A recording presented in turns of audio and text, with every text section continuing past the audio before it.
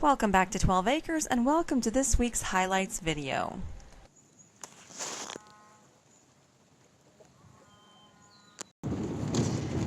Alright, so we're going to have a few minutes in the car talking, so I'm going to update you on what is going on. Highlights video is a day late today, or this week. Last week I left you off with Tim coming home from the hospital after his second stent was placed, and all was well. He felt great. He came home Saturday, felt great Sunday.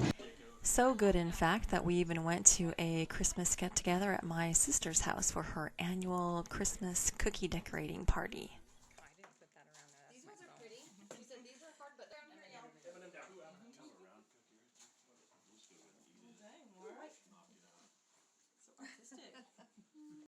Monday morning he felt good, but then suddenly got weakness in his legs, all over body weakness, and his blood pressure was skyrocketing. So we called the doctor and he told him to go ahead and take his 2 blood pressure medications and then wait and see if it comes down.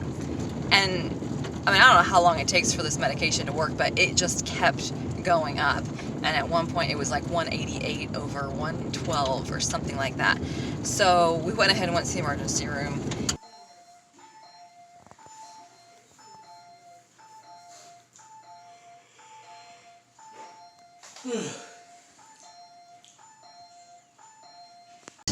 They ended up admitting him. This was Monday. So they admitted him. He stayed until Tuesday. Couldn't really find anything wrong with him. They thought maybe it was a magnesium deficiency because his magnesium was at 1.6 at that point, and I guess they like to see it over 2 or something. Or it wasn't really that low, but that was the only thing they could come up with as to why why he'd be feeling like that with the high blood pressure and the weakness, because those are symptoms of low magnesium. Anyway, they let him go then Tuesday. They also did an MRI or a CT scan. I'm not clear which one that was. And couldn't find anything. It all looked good. They also did do a TSH thyroid test, which we did look over the paperwork on that, on the lab results that they sent home with us. Normally they don't send any paperwork home with us, but they actually did this time for whatever reason.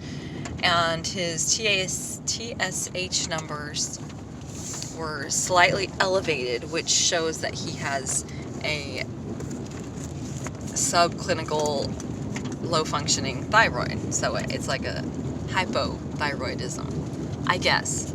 But just minor, and from what we've read on the internet, most people don't have symptoms from that.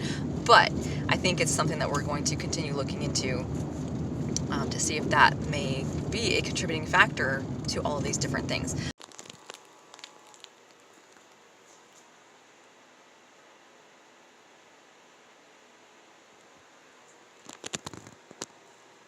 So when they discharged him Tuesday, that's when they prescribed the fast-acting dissolvable nitroglycerin pills that you put under your tongue for emergencies when he has a spike. Wednesday morning, when he was up at 3 o'clock in the morning or 2 o'clock in the morning with the horribly high blood pressure, he did end up taking 2 of those, and it wasn't bringing it down. And that's when we decided to go to the emergency room at 3 o'clock in the morning, which is an ideal time to go to the emergency room because then you're not dealing with any traffic. So that was, a good time of the day to do it. But just awful. So they only kept him for a few hours and they sent him home saying that there was nothing wrong with him. The cardiologist department even basically washed their hands of him, saying that there's nothing wrong with him, that they don't think it's related to his heart. Well, I'm sorry, your blood pressure is regulated by your heart, is it not? Would that not be considered having to do with the heart? So, very frustrated over this whole thing. And then he had his checkup with his cardiologist on Thursday, who basically said that, the leg weakness and all that stuff is because of all of the little tiny veins that come off of your major arteries. They're just riddled with disease and full of plaque, and that's why he's not getting the blood flow to his legs, and that's why they're weak. And yeah, I don't believe it. Don't buy it at all, because when he had scans of his carotid artery and all the neck arteries and all stuff, they're perfectly clear. So why would all this be clear, but his legs are just full of it?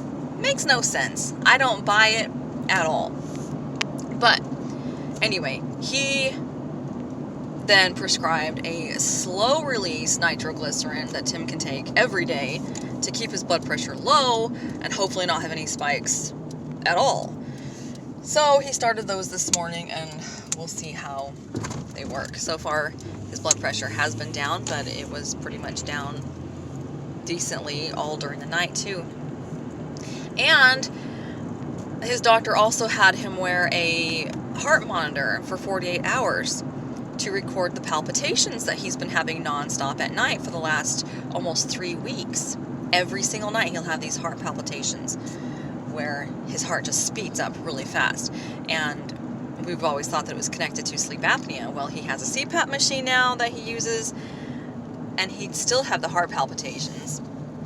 So the CPAP wasn't necessarily helping it.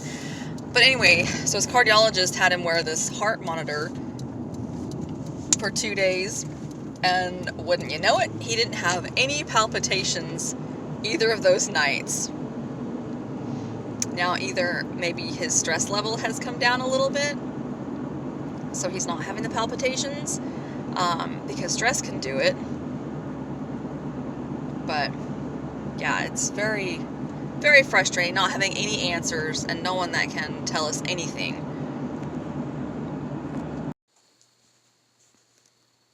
It's 154/93, so it's not quite as bad.